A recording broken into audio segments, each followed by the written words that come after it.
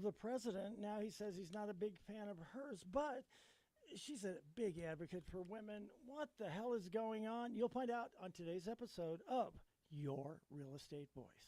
You people will listen doing that. And then we take 1 minute in the middle of the show where we just say something about it. And it's like, oh boy. You good, Barb? I I mean, overall. You look like you're stressed the hell out. have to find a way to just let it go.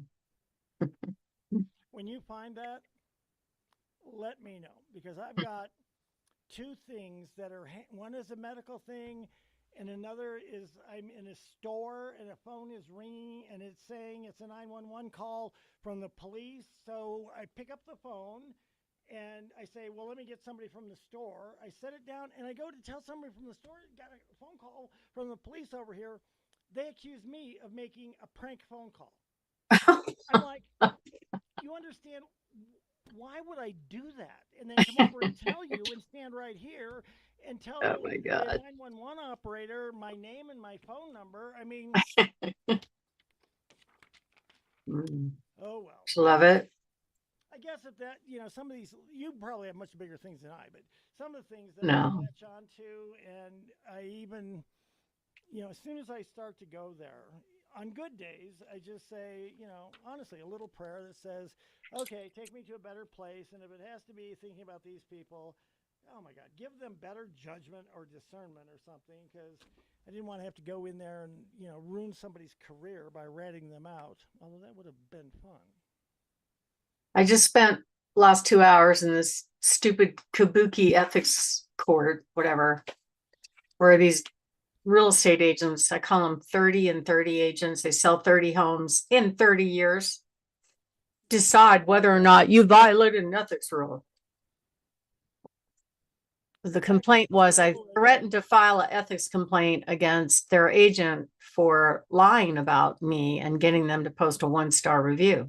So basically I said, get them to take it down or I will file an ethics complaint. And because it is an ethics violation to make up lies. And Absolutely. It doesn't matter whether it's to cover their ass or just because they don't like you. Either yeah, way. it was to cover her ass. She didn't know what she was doing. Yep. But anyway, I said, absolutely, I did it.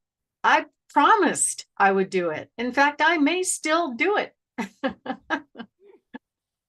But I said, you pulled down the review. So did I file a complaint? She goes, I don't know. I said, no, I did not. Let the record show. I asked you to do that. You did it. I didn't file a complaint. And here we are. You filed a complaint. Who got you to, oh, my agent didn't tell me to do it. I'm like, you're a liar, Exactly. So. I don't know. I mean, you like to believe that you can just go through life and you just, stay in your own lane, do the right thing, and everything will work out. And I think it does, but a lot of times it works out with a lot of needless aggravation. Yeah, and I think they wanted me to love on their agent because they were interested in the house and talk to her over and over and over and over again. And I'm like, I have 63 listings. I don't have time to have a conversation with all 55,000 agents.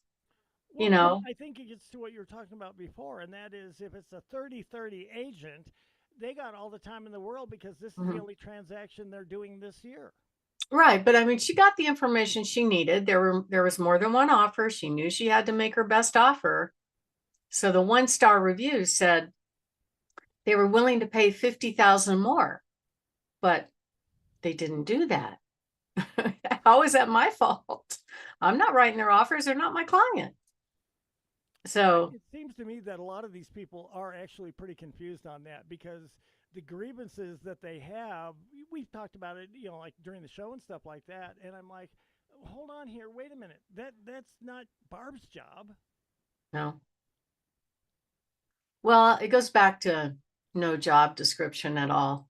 Yeah. So they like, if you're the listing agent, you got to get us the house. I'm like, oh, no, I'm not working for you. I'm working for the seller, and the seller makes the decision. It may not even be the highest offer.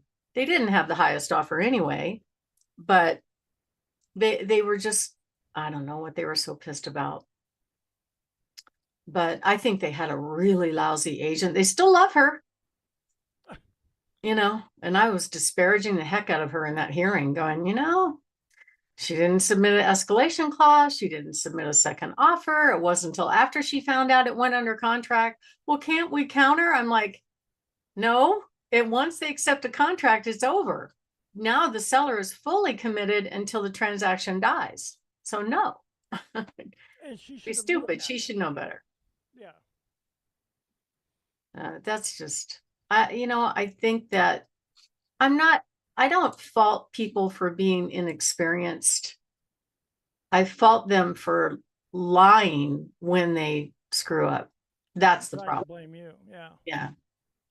That's really the issue. Well, So, and I can tell you, whether it was in television, radio, as an attorney, whatever, when people just own up to whatever the deal is, the average person, especially if it's a public thing that's going on, in I don't know, county politics or whatever it is, the average person is actually very forgiving if you just come clean and tell them that, okay, this is what happened and I apologize. I made a mistake. I wish I hadn't done it. People will forgive you over and over and over again. yeah. And I mean, I'm not saying I'm perfect. No, everybody makes mistakes. I'm just Yep. saying it wasn't my role to give them undivided attention throughout the whole entire weekend. I think I was sick that weekend too. But she was just calling me, texting me, calling me, texting me, calling me, texting me. I'm like, I submitted your offer. I don't know what else to do, but you didn't talk to us enough. I'm like, Oh my God. Well, okay. that probably very much so is a person who just really does not understand the entire thing. Yeah. And their agent's telling them something else, that Right. I'm responsible for all of this communication. I'm like, whoa. She didn't even know how to set a showing. She didn't even use the right software. She didn't know how to write an escalation clause. She told them, this is what she said to me. I told them, don't worry, the seller will counter your offer. You don't have to worry about those other offers. What? I Where does mean, that come from? I know I never common said sense that. would say otherwise. I mean, not to rain on anybody's parade, but common sense just says that is probably not true. She talked them out of making their best offers, what she did. Well, and I think My problem. honestly that when you've said, look, you know what, we're not going to go back and forth a dozen times. I need your best offer now because I'm comparing it to other offers. And, well, why don't you just see if they'll take this and then get back to us? If you were doing that and you had 5 or 6 offers on one particular thing, can you just imagine how much the weekend or whatever your days would be just chewed up on one house? No, not only that, it's so risky to float a verbal offer. All it takes is one other one that sneaks in there in writing. Seller grabs that one, you're out. Now you can say, well, I told you I was going to offer that much, but I'm like, yeah, Let me that's grab the my reason there's a law about real estate being in writing. Babies, they're all babies, but they were just in there disparaging me. I'm protecting the world from you. I have First Amendment right to lie about you online.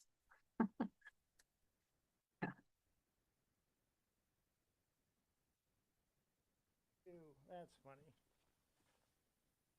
All right. I did not have the microphone on when you said that. So. I was joking. What do you say? The machine is out, so I'm going to try this. The machine is out of Red Bull, Yeah. so I wonder who ran it I, dry. I'm asked having a him Coke, if- so I can't say anything. I asked him if he was going to get some water, and he said, "Yeah." He's pretty funny sometimes. I mean, just. Oh man.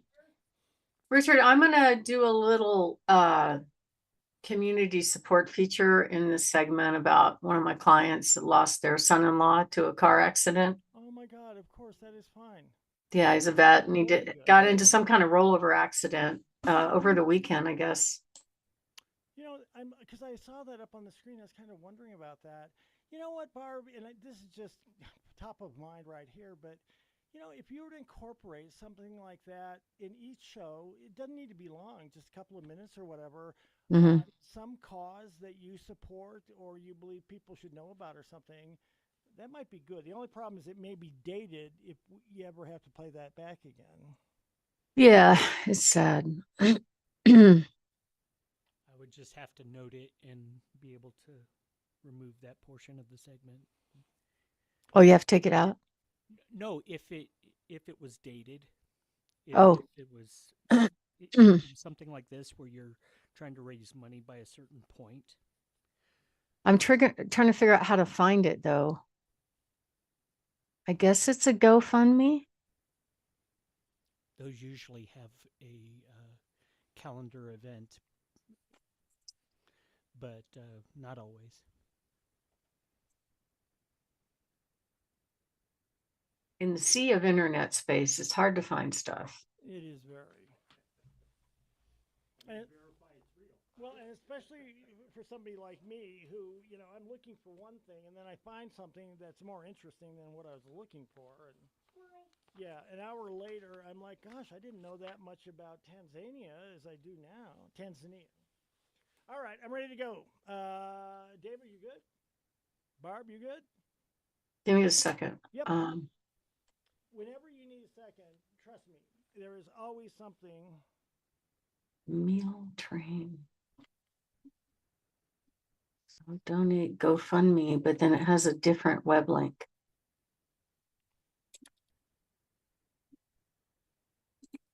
Okay.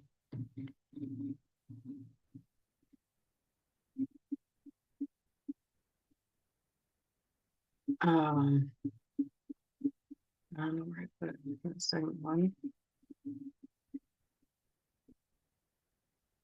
God, I gotta tell you, I just. Hey, Griff, can you post that web link from that email at the top of that? Something like mealtrain.com. On the top of Marie Christine's slide.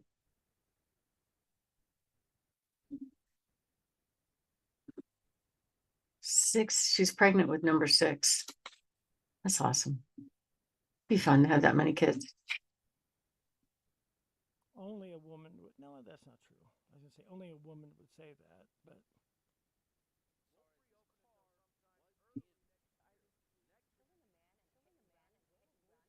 I was afraid of having one.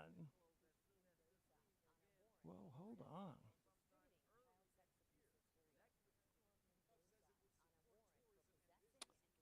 I got to tell you this electoral thing with the governor. There's a new turn every day. What's he doing? Well, it's this guy Victor Marks. There've been a lot of allegations about him, and I'm trying to be careful because I want to make sure I know what is or isn't true. So, going into the assembly, he needed to get 30% to be on the ballot, which he did. He was above that. But if he was getting signatures, he only needed to be above 10%, and he was getting signatures and petitions. And now it looks like he did not have enough signatures to qualify that way. So he's withdrawn the petitions. That is not very common to happen.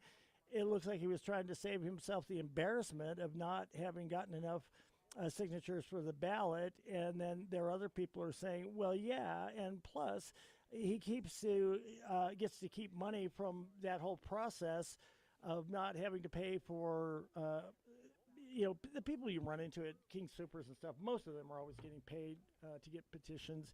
It's just that every time I turn around, there is some new allegation of some horrible thing that this person or that person did. And honestly, I'm looking at this, and I had a guest on today who I think just nailed it, and that is, it doesn't matter. You've got two people. One is a minister, the other is a pastor, and you honestly think that they're going to get elected in this state? It's not going to happen. No. And yet, when I have one of them on the show, or I talk to one of their people, no, the polling shows that people are really tired of what's been going on, and I do agree that people are tired of what's been going on. That doesn't mean that they want a fundamentalist Christian pastor to be governor, or this other minister guy. I don't know. I hate politics exactly for this kind of reason, and especially because a lot of it, Barb, is coming out of. I'm looking at the three finalists, right, on the Republican side. Two of them are quote unquote Christians, and most of the bad news that's coming out of that whole thing is coming from the two, big Christians. Well, that's great. I guess I expect better. All right, now I'm ready. Hey, Griff, I got to say the link on the radio. Remember, this is terrestrial radio.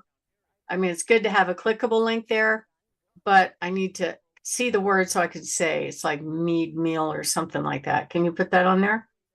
Unless you drive people to your podcast,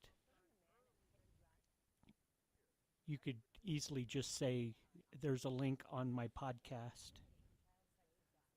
Okay, or on YouTube. Yeah. All right, I'll do it that way. Might be easier. It's usually easier for people, and people are more likely to remember, oh, I got to go check that out. Go to YouTube, go to Barb Has the Buyers and hit the first segment. It's at the end. Yeah. Or you can put a link on YouTube, Griff, because I don't think people aren't going to remember mealtrains.com/trains or whatever. Right. And you want to direct them to one place. Don't give them a list of places to Okay. keep it. So just put YouTube Barb Has the Buyers. How about that, Griff? This just came up like right as I sat down.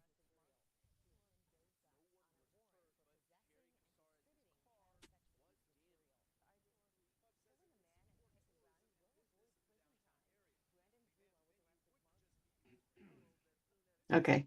And just make sure that link is sitting on each segment so they don't have to slog around for it on YouTube. He's got me. So sad, man. I'm pretty sure I sold them their house. So. You good, Barb? Yeah, ready. All right, let's count it down then. I'll do it in 3, 2, 1. Hi, I'm Richard Randall, and welcome to Your Real Estate Voice with Barb Schlinker. She's the owner-operator of Your Home Sold Guaranteed Realty and the host of the program. This is the weekly radio show that informs and educates you on how to buy or sell real estate with Colorado's Real Estate Authority, Barb Schlinker. Barb Schlinker is a retired Navy veteran. Barb is an author. Barb Schlinker is also a pilot, and Barb and her team enjoy all that Colorado and the Front Range have got to offer. Barb, as always, it is great to be talking with you. Now, we air Your Real Estate Voice every Saturday. If you can't listen to the entire show, it is always available on Barb's site, barbhasthebuyers.com, or go ahead and search for Barb. You'll find her on all of the podcast platforms like iHeartRadio and all of the others. Every week, Your Real Estate Voice covers great information about the housing market and one of your largest assets, the home. So, Barb, what are we covering today? Well, good morning, Richard. I'm excited about today's show because we're going to hit some things that I have covered before, but as always, there's a different twist to them because each week I have new experiences to bring to the table. So the first one is about the real estate market. It has been moving and changing very rapidly. So we're going to talk about why is the real estate market not that hot and what can you do about it? This time of year, it should be on fire. Normally it is, but we're just not seeing that. Now, that's not true for every home. I'm still getting bidding wars on probably 30% of my listings. And it's just the way the sellers decide to approach selling the home. And then the next topic is going to be about the top reasons why your Colorado house is not selling and what you can do to fix it. I think you'll be surprised. Most people, think, well, if I put more money into it, if I buy this tankless water heater, if I put on solar, please don't do that when you're selling a house. Even though solar might be good for you over time, it doesn't add value to a home. I don't care what those salespeople tell you. It really doesn't. It's just a nice to have thing. The fourth topic is going to be, what are the expenses of selling a home? How much should the seller pay? How much of the buyer's expenses should the seller pay or not pay? I'm having more and more sellers go, I don't understand why I'm paying all these extra fees on behalf of the buyer. It doesn't make sense to me. So we're going to deep dive on that and really talk about how a lot of the commission really is completely negotiable and what you can do about it to position the home to be able to net the most money in your pocket when it sells. And then the last topic is lots of fun, is the top common negotiating mistakes that home buyers and sellers make and how to avoid them. And as always, I love talking about my hot new listings. Richard? Barb, you bring something new to the show every weekend. Now, people think that this is the prime time in real estate. What's going on in the market, Barb, and what can people be doing about it?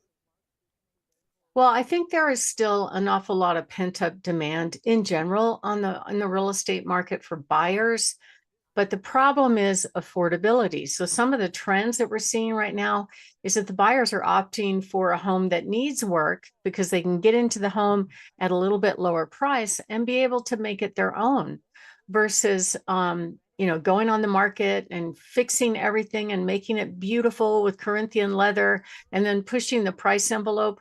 Right now, that doesn't always work. So the critical decisions that a home seller makes about a home when they're selling, it is surprising. A lot of people think, well, it's about the improvements that I put into it. Not so much. It's about the staging. Not so much. It's about the marketing. Not necessarily. And at the end of the day, the biggest decision point to get a buyer into your door and considering your home for purchase is pricing. Now, almost every home seller wants the most money, but the real secret is if you price it on the low end of what you think you're going to get, you'll actually many times net more money. And so that's usually a big surprise to people. Let me show an example. I handle some homes that unfortunately are taken back in foreclosure, and they are not pretty. I will tell you that most of them have fractured plumbing. I'm showing pictures of one right now that has drywall holes in the ceiling and the wall in the kitchen. They took pink latex paint and just literally splashed it on the walls and the stair rail in the hallway. It's not pretty. It has 3 broken windows. So why is it twice the first buyer bailed out? They had multiple offers bidding for over asking price for a home that needed that much work. The reason is just price. It's basically a good home, and the buyers are figuring out that they could go and get financing and actually fund those repairs into their loan and be able to walk into a $500,000 house and only pay $430,000. So that's very valuable to buyers, for the smart ones anyway. So at the end of the day, regardless of how you position the home for sale, whether it's beautiful or not, if you price it realistically, meaning either at or slightly below market value, that's the way that you actually will command the most money. Whether you have a pretty house or one that needs work. And we know how to do this. We do it all the time, week in, week out, for multiple sellers. So we can see if we made a mistake in pricing when we go on the market and there's little to no response. It's nothing else but pricing, because I know on the marketing front, we're doing the best we can to present it in its best possible light. And here are the really hard statistics about home sales right now, all along the Front Range. Demand has shifted down by about 3%. So 3% less buyers are out there making offers. The number of available homes has gone up by 15%. So I add those together as a delta. As compared to a year ago, we've got 18% less buyer interest than we had a year ago because we have more competition on the market. What does that mean normally? Homes are sitting on the market longer. The average price has actually dropped by over 10% since 2022.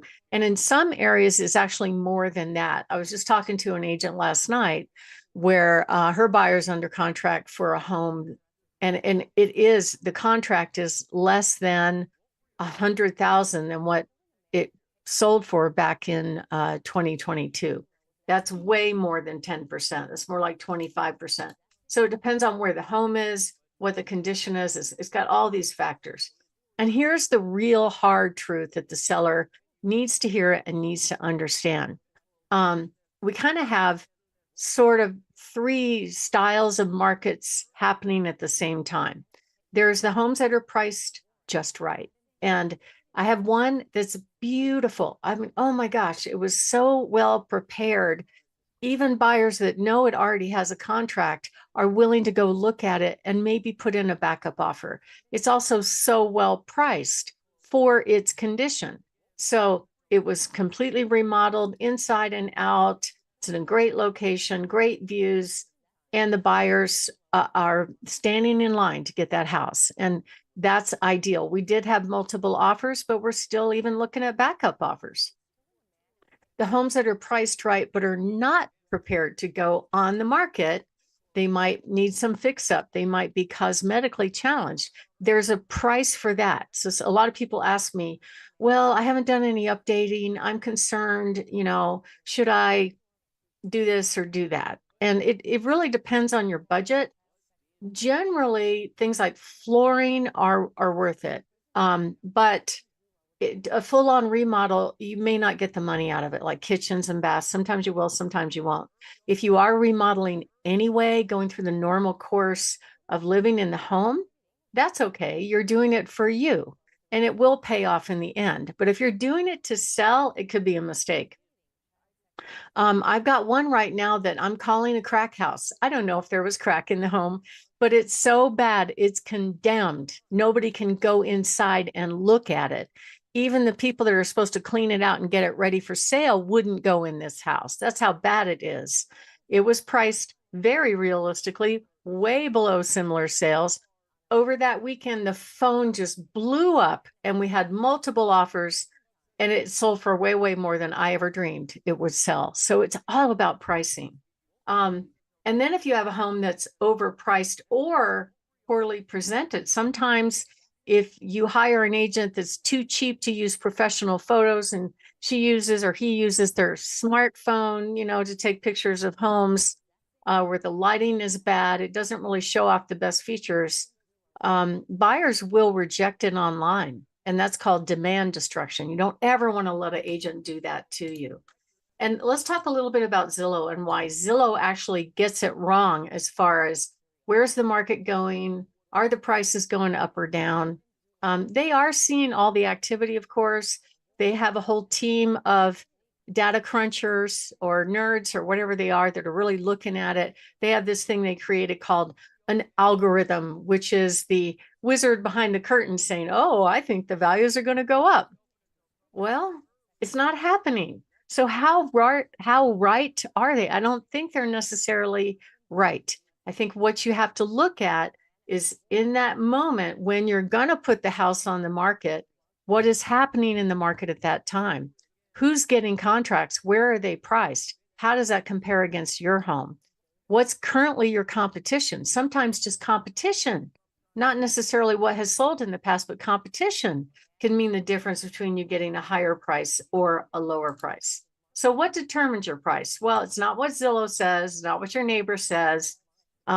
It's what the buyers are willing to pay at the end of the day. And we can tell right away, when we put a house on the market, we get a dog pile of interest and calls and wanting to get in, we know we got it right. But if you look at the stats, the median price of asking price of homes back in 2024, same time of year, was at 575. And now, here we are 2 years later, it's now at 550. It's not an increase in value, as Zillow says. So at the end of the day, you have to look at the market right now when you're going on the market. And if the house is sitting on the market, it's got to be the price. In most cases, it's the price. My name is Barb Schlinker. I'm the broker owner of Your Home Sold Guaranteed Realty and the host of this show. And we're talking about how come the real estate market is not so hot. When we come back, we're going to talk about some things that both buyers and sellers can do to win in this market. Richard? So, Barb, we're discussing why this real estate market right now is not that hot. So, what can home. Let me do that whole thing. So, Barb, we're discussing why this real estate market is really not that hot. What can home sellers and buyers do about it if they want to move in today's market? Well, I mean, I'd say it's a simple, but it's not that easy for people. For a seller to get top dollar, they have to get the 4 P's right: preparation, pricing, making sure it's promoted right, and picking the right team. All those things can cost you money if you don't do it right. And we help people with that every week. Just give us a call, 719-301-3900, or go to barbhasthebuyers.com. This should be prime time in this area. We got a lot of military. We got a lot of people being transferred. We should have things flying off the shelf right now, and sellers able to command top dollar because we're just coming up on the summer moving schedule. But if they overprice their home, it's not working. And unfortunately, most of the agents really don't know how to price it right to get top dollar. And when you do that, it could cost you thousands. Some of the things that hurts are higher interest rates, or picking the wrong team. So if you are thinking of making a move, give us a call, 719-301-3900, or go to Barb Has the Buyers. And just one thing, I just got news this morning that one of my clients' husband passed away in a rollover car crash over the weekend. So I would love for you to go to my YouTube channel, Barb Has the Buyers, and look on every segment of today's show for Marie Christine and their 6 children. He just passed away in this accident. He's got a GoFundMe site set up, and my heart breaks for that family. It's really tough, but that's what's important. It's not so much real estate. It's about family and the future. So if you would do them the favor of supporting them in their really tough time, I would appreciate it. Richard. You know, Barb, you are such a great real estate agent, but you have got a big heart as well. God bless you. You're listening to Your Real Estate Voice. That is Barb Schlinker of Your Home Sold Guaranteed Realty. And if you're thinking of making a move, call Barb at 719-301-3900, or just visit barbhasthebuyers.com. We'll take a break. When we come back, we'll be discussing the top reasons why a Colorado house is not selling, plus a checklist to fix that. Stay tuned for that. You are such a good. I mean, I couldn't. I'm sorry. You can edit that out if it sounded cheesy, but it was actually pretty much from the heart there. Yeah, it's just sad. It's just so sad. You know, one thing I will say is when I was younger, I remember my mom one time saying, we were going through a tough spot with my daughter. I mean, her daughter, my sister, being lost on the south side of Chicago, and there's all this rioting going on, and we're sitting there hour after hour hoping that the next bus was going to have her on it. We probably sat there for 6 hours, and my mom was crying through it. I think it was in 8th grade, maybe. And I just remember she said to me, life is a lot harder than I ever thought it was going to be. And for some reason, I remember absolutely her saying that. But also, at the time, I didn't really appreciate it. It was just something your mom said, right? Now, looking back on it, she is absolutely right. There is a lot more to life than we ever anticipate going in. And 6 children, losing a father, geez. Wow. It's not a lot. I mean, that's just it's devastating.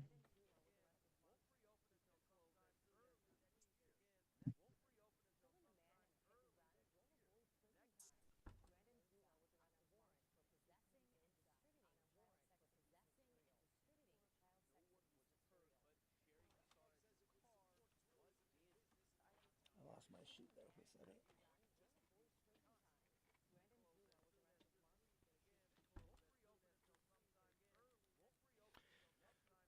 Okay.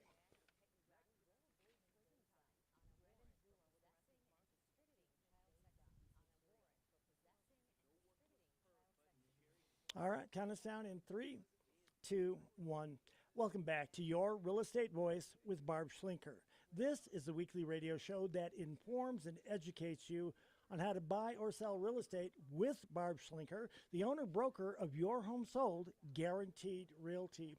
Now, Barb, as the selling season winds down, I would think that there are quite a few home sellers who have homes that did not sell. What are the reasons that they weren't selling, and what can they do about it? Well, Richard, if a house is not selling, it's one of four issues. Number one, preparation. Although on the last segment, we talked about there are some really rough houses that are still selling. Number two is pricing. Probably pricing should be moved to number one. Number three is it promoted right? Like I'm still to this day, when I go meet with sellers, I'll print out other agents' listings and I'm like, oh my gosh, they use their smartphone to take pictures for an $800,000 house. Really? I mean, it's only a few $100s to make it a wow to get the buyers there. So you need the right team to promote your home so that it looks the best it possibly can when you go on the market. Now, some homes sell as is. I sell a lot of homes, even with bidding wars that have not had any preparation done. There's nothing wrong with that. In fact, I think it's kind of a new trend that buyers are kind of looking for fixer uppers because they can get more affordable housing and they can get these rehab loans and fund the cost of the repairs into their financing. That way it's not out of pocket, because that usually was the biggest constraint for most buyers when a house in need of work is coming up with the cash to do the repairs. But there's all kinds of loans out there now where you can actually get bids, fund it into the loan, and then pick your colors, pick your improvements, and make it your own. What the stats are showing right now is the pending sales are actually up slightly, just slightly. They're trending up, which is good. Some of that is seasonal. We tend to see most of the sales start to take place between now and through the summer. But it is a leading indicator. Now, the pending sales aren't quite as high as what they were last year. And then the inventory's up, number of available homes for sale by 15%. At the same time, we have seen the rates come down just a little bit. In the height of the war, they went up almost to 7. It was like 6.9%, and now it's down at 6.3, and VA is at 5.9. The average and median sales prices are moving up. However, they're still lower by far than they were a year ago. So for those buyers sitting on the sidelines waiting for the market to drop, I wouldn't wait right now if you're going to buy, because I think over time the rates are going to keep coming down. And when that happens, you'll be able to easily refinance, but you might be able to get a better buy now. Once the rates tick down into the low fives, I think all the buyers are going to come out of the woodwork and go, okay, I've been waiting to buy a house, and they're going to do it. But affordability definitely affects sales, and the buyers are for sure looking for the best buys. So when you look at the weekly stats, the big numbers that kind of stand out to me are the new listings that hit the market, and about 500, or about 1/5 of the homes on the market or more, have lowered their prices just in the past week. When you accumulate that to a month, that's a lot of homes. There's also a lot of homes going off the market because they didn't sell.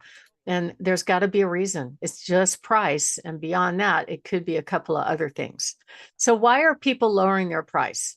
I think it could be the seller. I mean, I have to negotiate with sellers all the time about what their pricing strategy is, only because they naturally want the most money. And the old school thinking was, well, if you price it high, you'll build in negotiating room. The problem with that is the buyers are so well educated about what's available out there, what your competition looks like, for what they're looking for. They know if it's priced right. And if it's priced right, they're going to show up. If it's overpriced, I don't care if you built in negotiating room, even a little bit, 2 or 3%, they won't come look at the home. It's just that simple. Or you'll get a really, really low ball offer. I got one via text this morning. So you imagine, Richard, if a licensed real estate agent, you've watched the show now for 5 years, as a lawyer, you real estate offers have to be in writing, signed by the party, correct? Correct. So I get this text. Well, would you float this idea with your seller? We'll take over their loan and we'll do this and we'll do that. And I said, sure, put it in writing. Oh, well, I want you to talk to the sellers first. And I said, I don't work that way. I just don't, you know, because I don't want anything coming back on me. Not that I'm afraid. I'm not afraid of any of this stuff. But if, if, if we say, oh, sure, the seller will take that, and you haven't put it in a real estate signed offer signed by the buyer, and then buyer number two steps their toe in there with a written offer, guess what? The seller may grab that written offer and you're out, right? And to me, it's not real. It also is very unimpressive from the seller perspective, where they're like, really? I mean, it takes 10 minutes to fill in the state form offer. How hard is that? Both of us spent more than 10 minutes responding to each other's stupid texts. It drives me crazy. I don't know why I can't get them to do just the basic stuff, but I hate to say it, but it's only 1 month of school to be a real estate agent in the state of Colorado. There's no training, there's no job description, there's no how to. There's a huge variety of experiences with these agents. And a lot of times I get very sloppy work, but they know real estate 101 is if you're going to make an offer, you got to put it in writing and you have to have the buyer sign it and then send it to the agent that's representing the seller. It's just that simple. It's not difficult and it doesn't take more than 10 minutes. But the problem is 87% of the agents get out of the business every 5 years. So most of them, it's just this churn of what I call kind of low information agents that really don't know what they're doing, and they get out because they're not successful.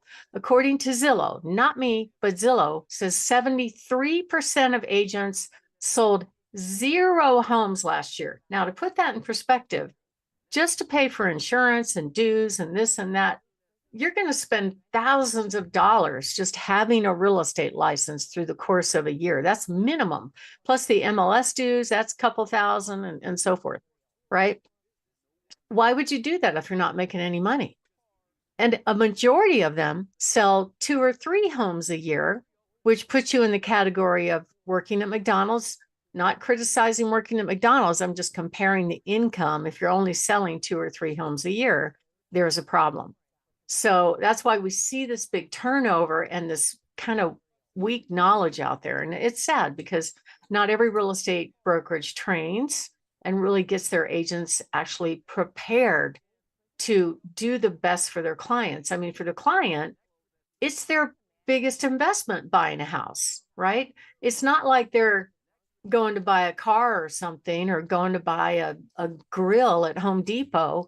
A house is where you live. A house is very emotional. A house is very important to people. And yet you get these agents that don't know what they're doing and they just make mistakes all the time and they're very sloppy. I mean, wouldn't you be frustrated if you were represented by a buyer agent like that? I would be so frustrated, I'd probably be thinking about moving on. Yeah. But nobody likes to fire people, right? They might think they're sweet and they're friendly, but that's nice. But if they don't know what they're doing and they aren't able to meet the goals of getting their clients' objectives, getting them in the house that they want, it's a problem. And I see it all the time, and it's shocking to me. So at the end of the day, promotion is really important as well. And the reason I say that is that now everything's done on their smartphones. Majority of the buyers are not looking at a computer. They're not looking at an iPad. They're on their phone. They live on their phone. I mean, you can't stop at an intersection if you're number 2 in line and the light turns green. What happens, Richard? You're going to get rear-ended. That's what's going to happen. Well, I'm just, excuse me, I'm just saying the person in front of you, the light turns green and they don't go. Oh, I see what you're saying. Yes. What are they doing? They are on their phone, and if they're looking, I know this, they're on their phone, Barb, and if they're looking at homes, they give it about 3 or 4 seconds before they swipe to the next one. Exactly. And so that's why having somebody that really knows how to promote the home, to get the house out there, so you get, a lot of buyers interested. You only need one buyer, but at the end of the day, you could be rejected online and not ever know it based on the poor marketing presentation done by your agent. According to studies, you have less than a minute to make an impression online. So my name is Barb Schlinker. I'm the broker owner of Your Home Sold Guaranteed Realty and the host of this show, Your Real Estate Voice. And we're talking about some of the reasons why a house is not selling. And next up, we're going to be covering some things on how you can solve that problem. Richard? You're listening to Barb Schlinker with Your Home Sold Guaranteed Realty, and we're discussing why a house may not be selling. So, Barb, what are some other things that home sellers should do to sell fast and for the most money? Well, I think it starts with a strategy when you're selling a home. There's different strategies. Maybe I met with someone yesterday that they really want to sell their home as is. They're not interested in doing repairs. They want a quick sale. So there's a different price for that, right? There's some people that sell and their house is gorgeous and they want full market value. There's a different price for that. Sometimes it's in between. It might just be something simple like flooring, but maybe you're not going to update the kitchen. There's a different price for that. So we know how to do that. We meet with sellers multiple times every week and sit down with them and help them decide what's the best way to get the most money with whatever their situation is. And their pricing has to match their strategy. And it's always good to do what I call pricing realistically versus optimistically. And you know what? If it's not working, the market's going to tell you right away. It's not the agent, it's not the promotion, it's whether or not they show up at the door. If they don't, if I've had a crack house where the phone is blowing up and nobody can get in because it's so bad, okay, it was a pricing issue. That is a majority of the pricing is really the majority of the reason why a buyer will not come. I don't think it's necessarily, and not even the photos to some extent. If it's priced low enough, they're gonna want to see it anyway. So you can tell by the market activity really within a week or two. If you're not getting offers, you're priced too high. If you're only getting a few showings but no offers, you're priced too high. If you're not getting very many showings, couple a week or something, your price too high. It's probably 3 to 5%. If you're getting no offers, no showings, you're at least 6% high. Okay. And so there's an adjustment for that. And we know how to make it. And I've seen it in action. I've had listings that were priced up here, onesies, twosies showings, offers that wouldn't go through, like sale contingencies when their home is not sold. But then when they finally get to a point where it's priced right and they lower it to where the home is priced right, they get 3 offers the same weekend. Why is that happening? The house didn't change. The marketing didn't change. It's just price.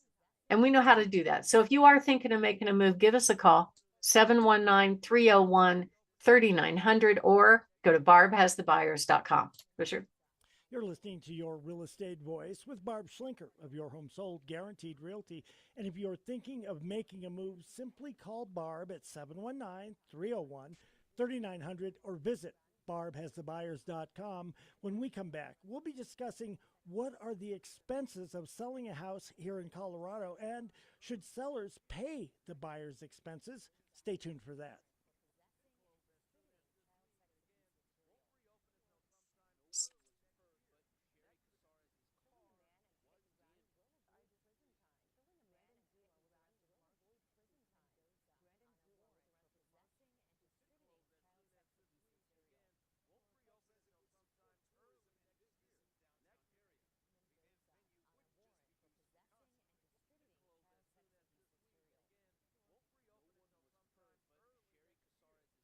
I mean, let me go get some water.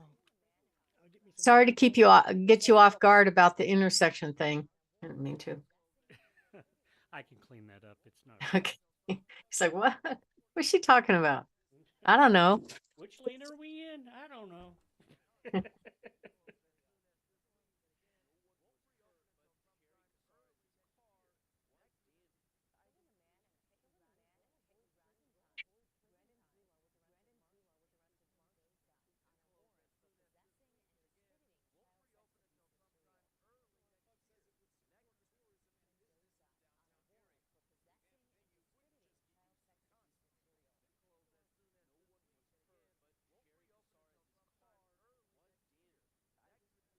My photographer brought us bagels today. I'm kind of excited about digging in here soon.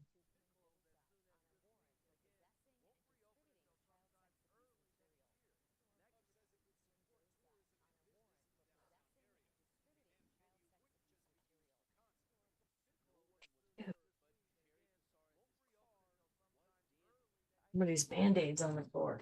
Disgusting.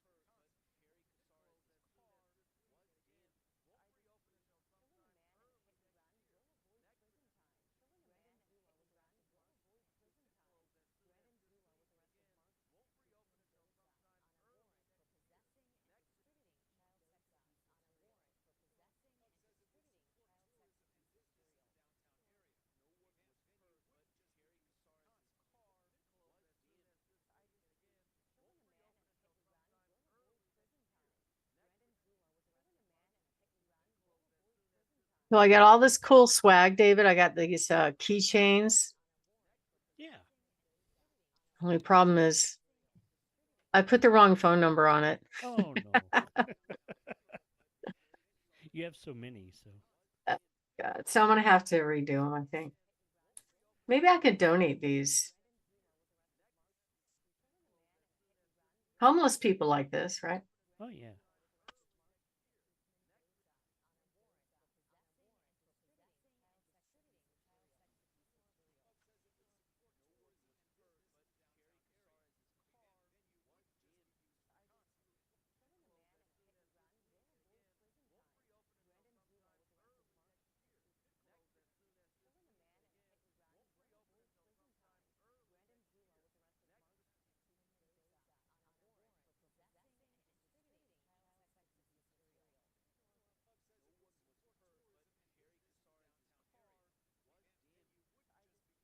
My dog smacked me in the nose this morning.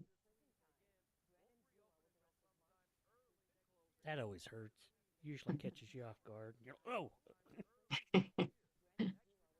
He's just, he gets excited. Yeah.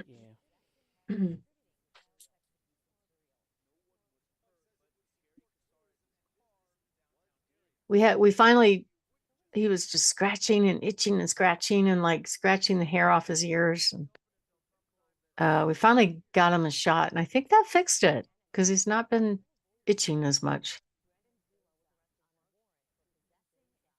So, but he's still very wild. That's good because you kind of live in the wild. So Yeah, it's just Mark walks him every day at Fox Run Park and gives him some good exercise. He plays with other dogs and stuff, but it's not enough.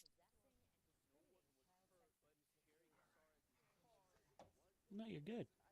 I'm just glad you got some water. Water. He did. He actually got water this time. So. Yeah. Yeah, as opposed to, I tried drinking this 24 ounce. Espresso 300 or it's 3,000. It's only 15 ounces. Why would you make a 15 ounce anything? That's kind of crazy. But it's Black Rifle Coffee Espresso Triple Shot. Okay, I'm pretty sure. Pretty sure. I do need something, but maybe water's better than that. Is that at least, rocket fuel or? Yeah. Wow. Okay. Even somebody as dumb as me can get a little bit smarter from time to time. Okay, here we go. I'll count us down in 3, 2, 1. Welcome back to Your Real Estate Voice with Barb Schlinker, the weekly radio show that informs and educates you on how to buy or sell real estate with Barb Schlinker, the owner broker of Your Home Sold Guaranteed Realty. Now, Barb, when people are considering selling a home, how do they find out what the costs are for selling a house? And more importantly, how much will they keep when they sell it? Well, Richard, a lot of people aren't really aware of it. Not everybody sells a house very often, and we don't see it that commonly that people sell multiple homes. I meet with a lot of folks that have been in their house 25, 30, 40 years. So things have really changed over the years, especially technology and having to really heavily market online before they come into the house. So most people generally don't know how much it sells, but it starts with the selling price.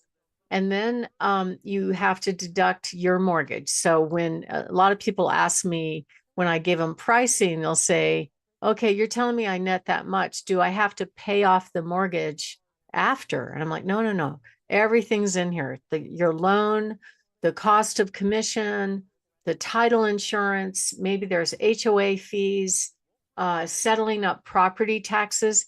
But the most common expenses, besides your mortgage, which typically is the biggest one, would be commission, property taxes, which really is just balancing that out. They call it a proration. So you would get charged property taxes for the days you own the house.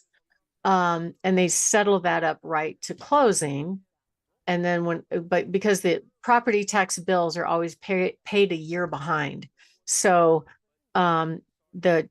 like right now, I think June is coming up. So the second half of 2025 property taxes are due. Most people have their property taxes paid out of their mortgage payment through their escrow account with their lender. So they don't really mess with it. It's just an automatic payment, very similar to how homeowners insurance is commonly paid. But when you're selling a home, whether that second half of 2025 is paid or not, the title company has to verify that. And then they also will collect property taxes for all the days that you own the house this current year at closing. And they'll give that money to the buyer next year when this year's taxes are due. Then the buyer will have to pay for the whole entire year. So that basically evens it out and settles that up. You don't have to have title insurance, although I don't recommend selling a property without it. And most of the buyers will insist on it. It's a good idea. Basically, they're the ones that typically handle the closing. They're making sure that there's no surprise liens against the property. Like I just sold a house last week where the seller knew about this lien. There was a lien on the house, but whoever had the lien let it expire. So the title company said, well, we don't have to collect it because they didn't update it in the system. So she lucked out, saved her a couple $1,000s. So a lien would be a mortgage, or let's say somebody went and put solar panels on their house. Most of the time they finance that. They might make payments on it or something, but there's a lien on the house until that solar system is paid for. And that's a very common question that we get in real estate transactions is, are the solar panels paid for or not? And then there's the very controversial buyer-related fees. So 2 years ago with the National Association of Realtors settlement, where some homeowners sued because they felt as though they paid the listing agent commission and they paid the buyer's agent commission, but the buyer agent was working against them. So their view was, well, it's kind of like being sued and having to pay that person's attorney. So what happened was there were a whole bunch of class action lawsuits. They were just taking off. And finally, the National Association said, all right, we're going to write a big check. We're going to stop all these lawsuits. And 2 rules came out of it. One of them was that the buyer agent commission is not offered online anywhere. It's completely negotiable. So what this state did is they put a paragraph in the contract where the buyer makes a request on behalf of their agent saying, hey, Mr. Seller, will you pay my buyer agent commission? And it's negotiable, which is really fun, I think. Sometimes the buyers also ask the seller to pay their loan closing cost. Now, that's a shocker for most sellers. They're like, whoa, wait, why am I paying all these costs? I don't really understand. And you don't have to, the seller doesn't have to pay any costs. A really good, clean deal was the buyer pays their fees and the seller pays their fees. But I say most of the time, the seller is paying a buyer agent commission. Now, how does the seller decide what are their expenses? Well, in general, we can typically we'll meet and we'll give them an estimated net sheet on what they're going to put in their pocket when it sells. We'll put in all of the expenses, listing agent fee, paying off their mortgage, title. Sometimes the HOAs will actually charge a fee to transfer the ownership from the seller to the buyer for the HOA. HOAs are really difficult sometimes. But a quick math to figure out what are selling expenses, depending on what the seller is willing to pay, it could be anywhere from 6 to 10%. I don't know if that's quick math, but it gives you just a rough idea of what you can expect. Now, during the whole process, during the negotiations and at the finish line, the buyer's agents are trying to get stuff from the seller. They're trying to get the seller to pay their fee. They're trying to get the seller to pay the buyer's closing cost.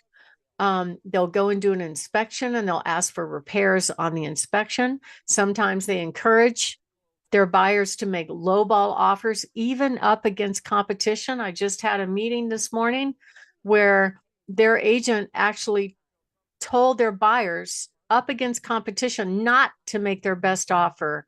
And don't worry, for sure the seller was going to counter them. I'm like, where's that coming from? There were 3 offers on the table. So how dumb was this agent to say, don't make your best offer? I just know the sellers are going to love you. I mean, that's a lot of assumption. And that assumption really made a fool out of her because they didn't get the house. So what I've learned from this is if you price the home very realistically, you'll see a lot less request for concessions. But if the house has been sitting on the market for a while, the agents always automatically assume, oh, let's go in for the kill and really do a lowball offer and see what we can get. Now, that doesn't always work. I've still been up against competition representing buyers when a house has been sitting on the market for 6 months. So you just never know. You have to ask the right question. But typically you're going to see mortgage payoff, the commission, title insurance, property taxes, settling up HOA fees and all that. So what is negotiable? The commissions are negotiable. Paying the buyer's closing costs are absolutely negotiable. I've seen, in fact, I just got an offer that I'm presenting tonight where they came in $25,000 below asking, and they asked the seller to pay $25,000 of their closing costs. So in that price range, there's about 25% of the actual sales price the buyer is asking in terms of concession. The chances of them getting a deal, not good, but we're not going to ignore them. We're going to counter at what they will accept. And maybe their agent told them to fish for a lowball offer. We don't really know. But at the end of the day, you have to be prepared to see that when you get offers. And a lot of times it's very shocking to sellers. They're like, wait, I don't understand. Why are they asking for all this stuff? I don't want to pay their expenses. I have my own expenses, which I totally understand that. And you just have to put your foot down and because if the buyer loved the home enough to make an offer, that's a good sign. It's opening the door for negotiations. Okay. So if you are thinking of making a move, we help people all the time with this, deciding on pricing, negotiating contracts. Give us a call if you're thinking of moving in the next 2 to 6 months.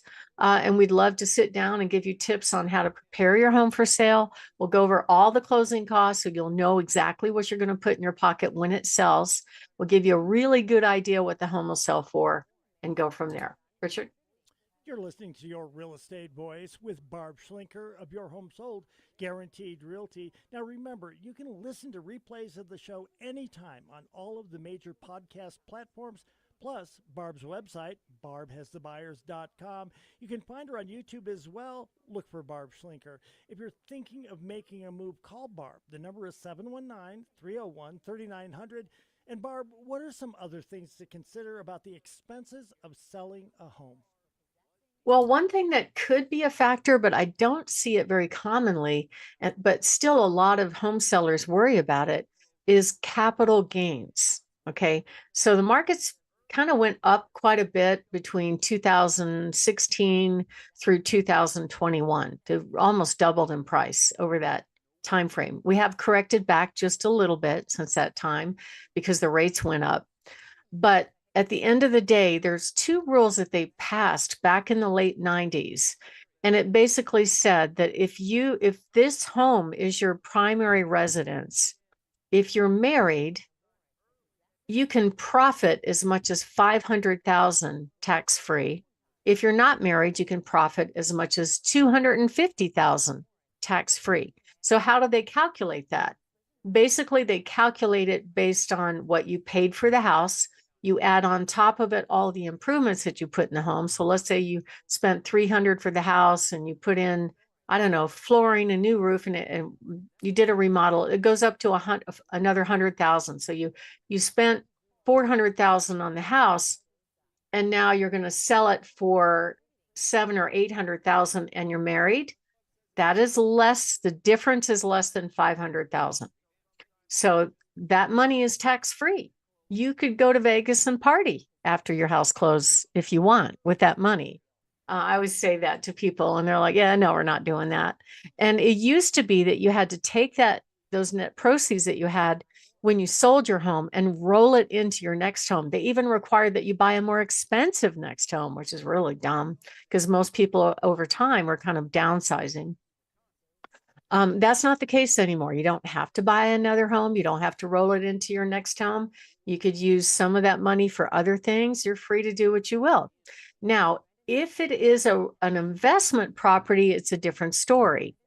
There are capital gains that you might have to worry about.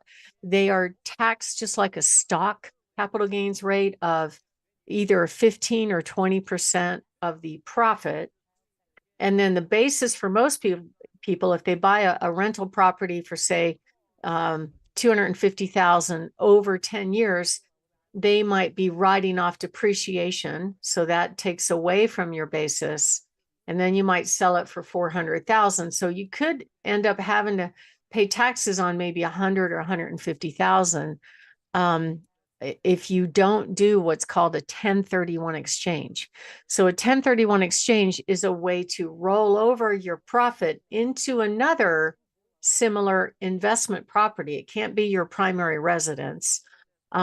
And that way you don't pay taxes on it. And you could keep doing that every time you change properties. It's pretty cool.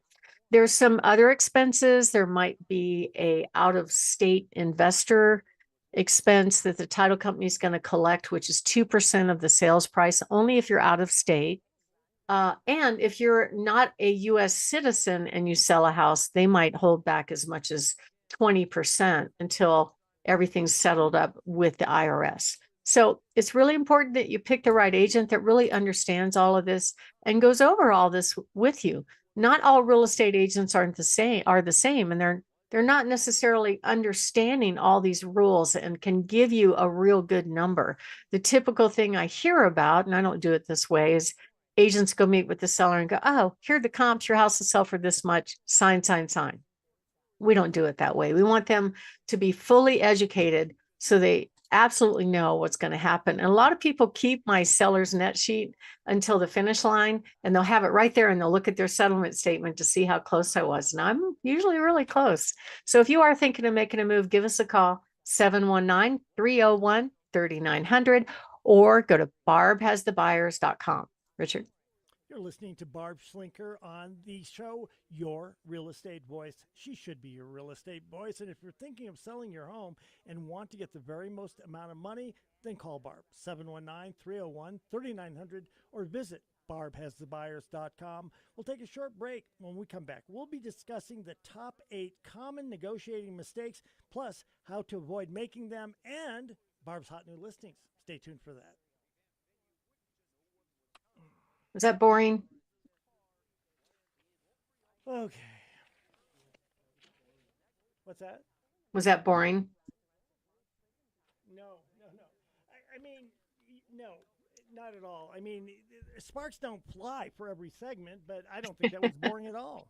I mean, especially when people are learning things, and that's how I kind of look at this. Is it's like you're putting on a seminar the way you go to around the nation, or that you speak at around the nation. But this one is just for people who are thinking about selling homes, and nope, It's not. I didn't think it was boring at all. David. Thank you. All right. Definitely an education piece. Let's do it. All right. I'm ready for 4. How about you, Barb? I'm ready. Count us down in 3, 2, 1. Welcome back to Your Real Estate Voice with Barb Schlinker, the weekly radio show that informs and educates you on how to buy or sell real estate with Barb Schlinker, the owner broker of Your Home Sold Guaranteed Realty and the host of the program. Now, Barb, most people assume that real estate agents are trained to negotiate their client's biggest purchase, their home. What is the real truth about the common negotiating mistakes, and how can our listeners avoid them? Well, Richard, there's not a lot of training in the industry on negotiating. A lot of them are kind of messengers, and they don't understand. They don't. I just had a meeting this morning about some agent that really didn't know how to position her buyer to get the house up against competition. She just made some dumb assumptions, and then when they didn't get the house, they're not happy. So the number one mistake I would say for home sellers when it comes to negotiating is overpricing. If you overprice, the thing is there's this really magic window, which is basically in the first 10 to 30 days that the home is on the market, that if you don't have it priced right in that time frame, buyers are going to move on and they're not coming back to it. It's all about the online presentation. So it's really the best way to be in the best negotiating commission is to price it, is to price it realistically. Another common mistake I see sellers make when it comes to establishing price is basically going by what those automated valuations say, like Zillow's estimate or Realtor.com or their credit card statements or whatever it is. And Zillow bases their opinion on value on homes that have not sold, which doesn't make sense to me. It's like, well, they know about the sales and they can see the MLS change and the price range, but they don't factor that in. They also don't know some of the things that they should know about the house, like if it has views, if it's in a special school district, what are the improvements? They don't have a lot of detail on that on their estimates. And half the time, the square footage and the bedrooms and baths are wrong on those systems anyway. Another mistake that sellers make is relying on the price of a neighbor's home. So a neighbor's home could be different. I met with the seller yesterday, and the other homes that sold were much more updated than his. His was a 90s time warp and theirs was not, right? So it's a different price for that. You can't always put a number on just pure square footage. It's the whole package that gets the buyer to make the offer. And the real opinion of value is what a buyer is willing to pay. Okay. And a lot of buyers, we look at similar sales because most buyers have to get a loan and they have to have this third-party licensed appraiser give an opinion of value and substantiate that the price that they're paying is matches what the market is showing right now. That's why we look at similar sales. So it's quite a project to figure out what a home's value is out of the gate. Another huge mistake that sellers make is they overprice their home. Pricing is a piece of marketing. It's a huge factor.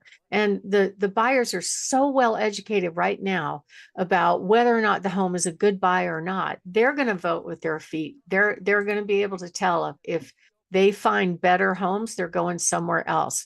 And in general, the buyers are searching in 50 to 100,000 price increments. So I always try to recommend a number just below those increments.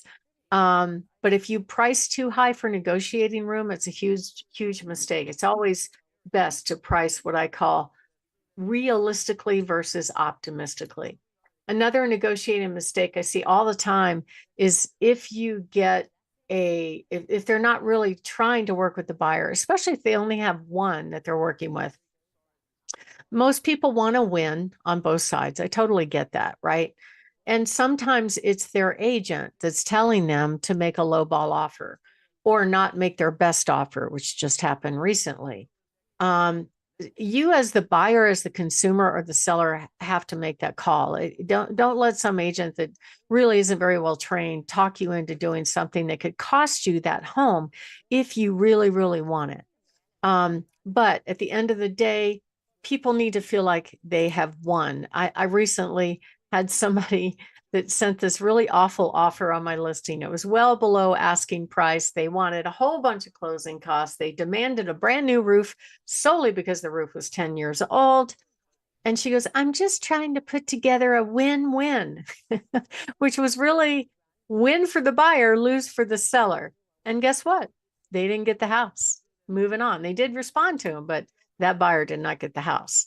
So when you get offers, try not to be offended because you really don't know who's influencing their decision about an offer. It could be their agent is suggesting they make a lower offer because the agent thinks that their value is telling their buyer to offer less. And that's how they bring value by allegedly saving the buyer money. But if it comes at the cost of them not getting the house, if I was a buyer, I wouldn't be happy about that. And we bought our property when we first, we have a house up north. We were in a bidding war against someone else over that land. And we made our best offer, you know, and the other guy just kind of bowed out, but we wanted that house and we wanted that property. And so we weren't going to let competition get in the way of what was our best offer. Half the time, these agents really don't know what the situation is, even though they'll ask and we'll tell them, hey, we got multiple offers, bring your best and highest. They don't know what to do. They're making weird assumptions like, and I quote, don't worry, the seller's definitely going to counter your offer. How do you know that? It's the seller's decision about which offer they're going to accept. So you can't make any kind of assumptions. You just, as the buyer, have to throw your best hat in the ring when you're up against competition like that. So there are a lot of agents that really don't understand the market. They assume that it's absolutely a total buyer's market and you should get a discount. And I'm going to make sure that you're going to get a discount. And oh, by the way, I'm going to get stuff for you too. And at the end of the day, they don't get the house. That's a massive mistake on the buyer side. And also, they sometimes fail to position their buyers to win against competition. Like if the letter from the lender doesn't tell the whole story. I had 3 offers on one property once, and the lender letter indicated that it was just a phone conversation. They hadn't verified the documents from the buyer. It wasn't approved through underwriting.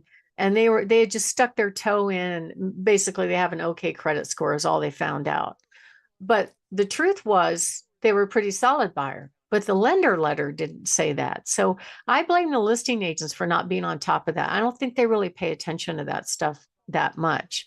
I had one lender letter where the buyer had to sell a home to buy, but it wasn't in the lender letter. Now, I do my due diligence. I called the lender because the seller was very interested in that buyer and said, hey, just checking, have you done all these things to prepare the buyer?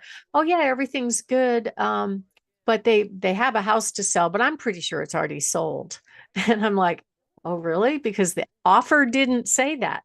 What is the address? So I type, I look it up. And you know what? It was on the market. It hadn't sold. And the agent failed to tell us that for the buyer to be able to buy that property, he had a house to sell. That's a huge thing to leave out. And so they didn't get the house, unfortunately. So you really want to make sure that you respond negotiating based on what's going on in the market. If you only have one offer, you got to try to put things together if you can, if you like that offer. When the seller has more than one offer, they're kind of in the catbird seat, right? They can pick the best buyer. And if the home is priced right and you get multiple offers, that's the most fun. It's the best situation if you're a home seller. Now, we do this all the time. If you'd like to find out what your home will sell for in this market and give you tips on what to do to get your house ready for sale and how much you'll put in your pocket when it sells, give us a call at 719-301-3900 or go to barbhasthebuyers.com. Richard? You're listening to Your Real Estate Voice with Barb Schlinker of Your Home Sold Guaranteed Realty. You can reach her at 719 301 3900. So, Barb, what are some other things that a home seller can do to improve those negotiations? Well, another thing that comes up is home inspection items. So everybody assumes their home's in great shape. Some people know if they have problems. A lot of people never check the sewer line if it doesn't back up. I would highly recommend you do that. 2018 was when we first started seeing inspectors go in and check sewer lines. Now, the inspectors are not plumbers. If it makes you feel any better, they got an online certification. Um, and so they were doing things like not properly reseated. They would pull toilets without permission and not properly reseat them. They were causing leaks. They were going through toilets and through tubs, causing scratches. I've had them drop seals down the sewer line. So I had to put a stop to that and just say, all right, this is the way we're going to do it. If you want to check the sewer line, first of all, bring a plumber to do it. But if not, I'll ask the seller to do it in advance, because the more time you have to negotiate any big ticket repairs that you're going to have to face, which the most common things are sewer, roof, furnace, broken plumbing, a little bit of electrical. So all those things come into play. And if you know in advance and you're expecting those issues and you can get a bid, you're prepared for negotiations. So that's always a good thing to do. And then we offer something called a certified pre-owned home program. That way you have advanced information and you don't have to negotiate the deal lower when these things come up. So if you are thinking of making a move, give us a call, 719-301-3900. Don't let agents out there tell you your house is worth way more than it is just to get the listing. There's a whole bunch of agents that will do what I call buy your listing and go, oh yeah, I'll give you, I think it'll sell for $1 million. Then you put it on the market and it sits there and sits there. That's the market saying, no, it's not worth that much. You don't want that to go on too long. Otherwise, it's really going to hurt you in the long run.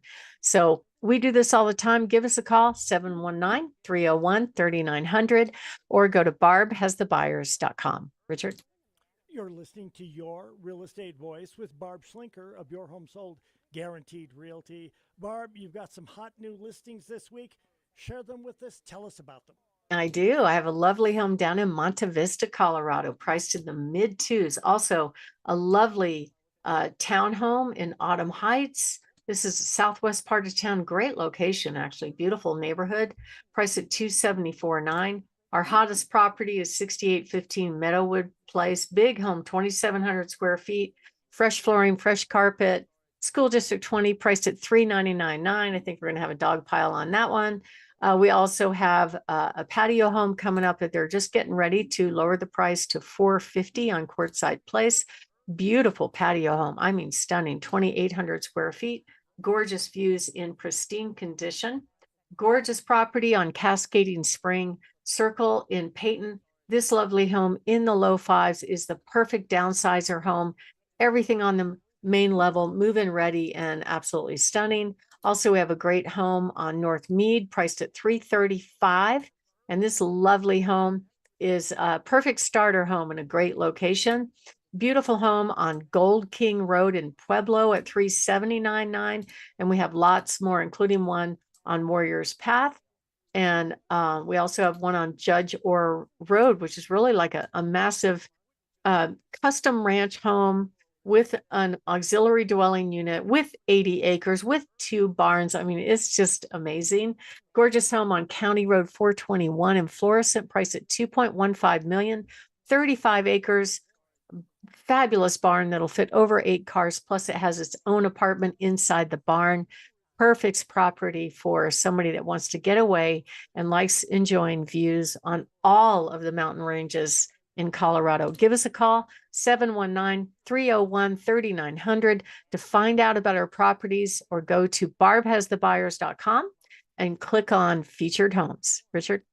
You've been listening to Your Real Estate Voice. It airs every Saturday morning. If you're thinking of making a move, call Barb at 719-301-3900 or visit barbhasthebuyers.com. Remember, you can see replays of the show on Barb's YouTube channel, Barb Schlinker, or you can listen to the entire podcast on all of the popular platforms like Apple, iHeartRadio, and many, many others. Thanks for listening this weekend. To reach out to Barb, again, that number is 719-301-3900. Barb, have a great weekend. Be safe. Talk to you soon. Thank you. Have a great weekend. All right.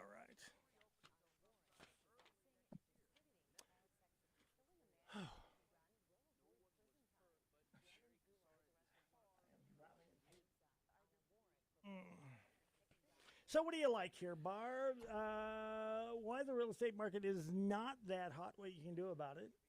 Reasons why Colorado homes are not selling and a checklist to fix it. I think we kind of talked about that last week. What are the expenses of selling a house and should buyers pay the expenses? I think that's honestly a little bit more detailed. So I personally would go with number 1 or number 4. Yeah, I like What number are you 1, I thinking? think. What's that? Number 1. Yeah. Because you know what my short answer to number 4 is? You don't need to know all that. You just need to know Barb Schlinker. She knows all of that. And all the other real estate people don't. They can't teach you that in 1 month. And these people sell one house per year for 8 or 9 years. 70. Do you know that 70% of them, and this is according to Zillow. Damn it. Barb's here. Year 1, year 2, year 3. You're a lady. I'm not going to go through all the years, but you get the point. You know what? And I'm serious about that. You know, all of these other people wash out. I'm certain that in your career, you had some years that were tough and lean, and you know you had to just keep grinding away and stuff. Nobody gives you anything, and I just That's true. proud of you, I guess I'm saying. Yeah. Thank you. All right, take the headphones off. We'll do it here. 3, 2, 1. Your Real Estate Voice with Barb Schlinker, owner of Your Home Sold Guaranteed Realty, airs every Saturday from 11 until noon, right after Kudlow, here on 740 KVOR. This weekend, Barb's going to be talking about why the real estate market is not that hot and what she and you can do about it. Is that okay? I put she and you?